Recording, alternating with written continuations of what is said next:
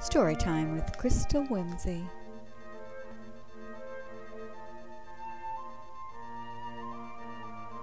The Tale of Benjamin Bunny by Beatrix Potter.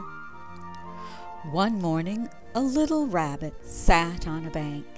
He pricked his ears and listened to the trit-trot of a pony. A gig was coming along the road, and it was driven by Mr. McGregor. And beside him sat Mrs. McGregor in her best bonnet.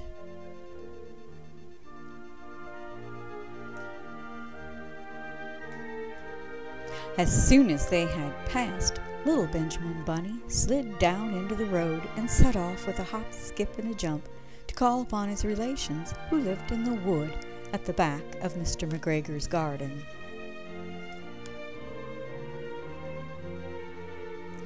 That wood was full of rabbit holes, and in the neatest, sandiest hole of all lived Benjamin's aunt and his cousins, Flopsy, Mopsy, Cottontail, and Peter. Old Mrs. Rabbit was a widow. She earned her living by knitting rabbit wool mittens and muffetees. I once bought a pair at a bazaar. She also sold herbs and rosemary tea and rabbit tobacco, which is what we call lavender. Little Benjamin did not very much want to see his aunt. He came round the back of the fir tree and nearly tumbled upon the top of his cousin Peter. Peter was sitting by himself. He looked poorly and was dressed in a red cotton pocket handkerchief.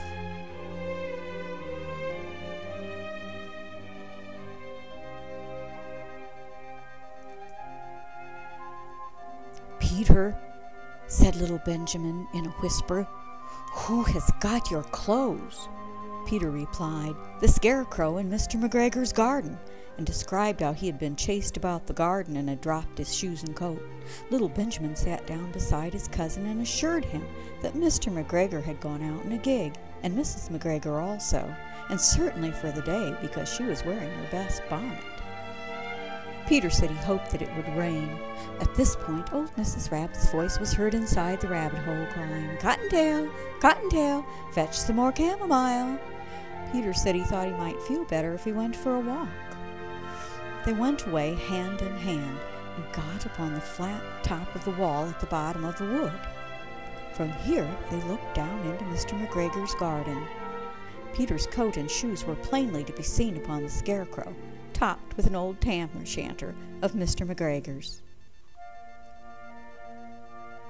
Little Benjamin said, "It spoils people's clothes to squeeze under a gate.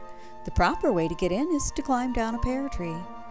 Peter fell down head first, but it was of no consequence, as the bed below was newly raked and quite soft. It had been sown with lettuces.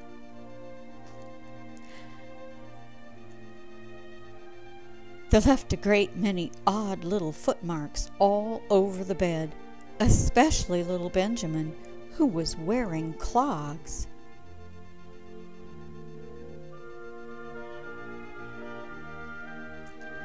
Little Benjamin said that the first thing to be done was to get back Peter's clothes in order that they might be able to use the pocket handkerchief. They took them off the scarecrow. There had been rain during the night, and there was water in the shoes, and the coat was somewhat shrunk. Benjamin tried on the tam-o'-shanter, but it was too big for him. Then he suggested that they fill the pocket handkerchief with onions as a present for his aunt. Peter did not seem to be enjoying himself.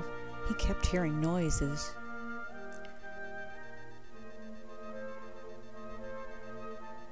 Benjamin, on the contrary, was perfectly at home and ate a lettuce leaf. He said that he was in the habit of coming to the garden with his father to get lettuces for their Sunday dinner. The name of little Benjamin's papa was old Mr. Benjamin Bunny. The lettuces were certainly very fine. Peter did not eat anything. He said he should like to go home. Presently, he dropped half the onions.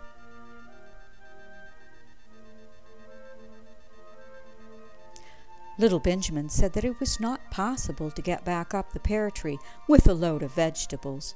He led the way boldly toward the other end of the garden. They went along a little walk on planks under a sunny red brick wall. The mice sat on their doorsteps cracking cherry stones. They winked at Peter Rabbit and little Benjamin Bunny. Presently, Peter let the pocket handkerchief go again.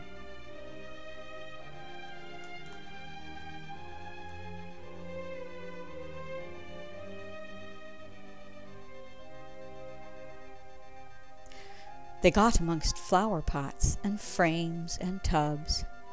Peter heard noises worse than ever. His eyes were as big as lollipops.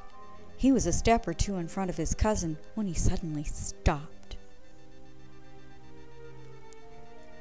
This is what those little rabbits saw around that corner. Little Benjamin took one look, and then in half a minute, less than no time, he hid himself and Peter and the onions under a large basket.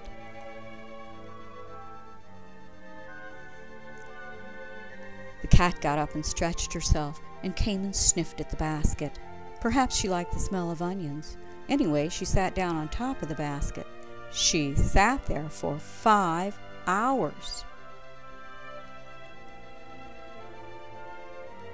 I cannot draw you a picture of Peter and Benjamin underneath the basket because it was quite dark, and because the smell of onions was fearful. It made Peter Rabbit and little Benjamin cry. The sun got round behind the wood, and it was quite late in the afternoon, but still the cat sat upon the basket. At length there was a pitter-patter, and some bits of mortar fell from the wall above.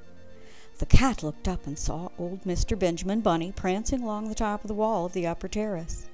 He was smoking a pipe of rabbit tobacco, and had a little switch in his hand. He was looking for his son. Old Mr. Bunny had no opinion whatever of cats.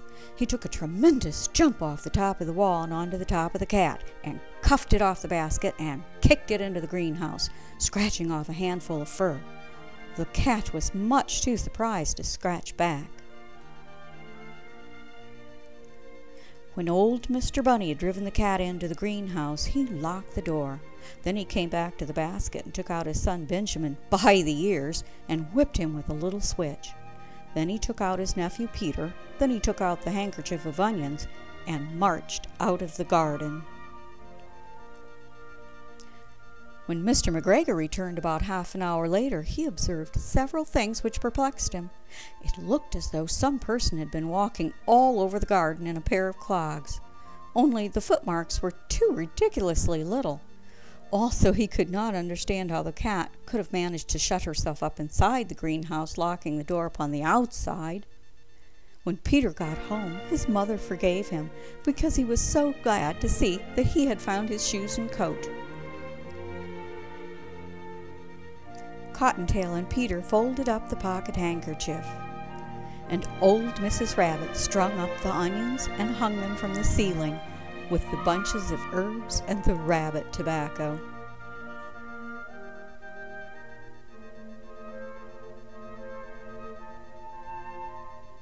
You've been listening to Storytime with Crystal Whimsey. Thank you for joining me.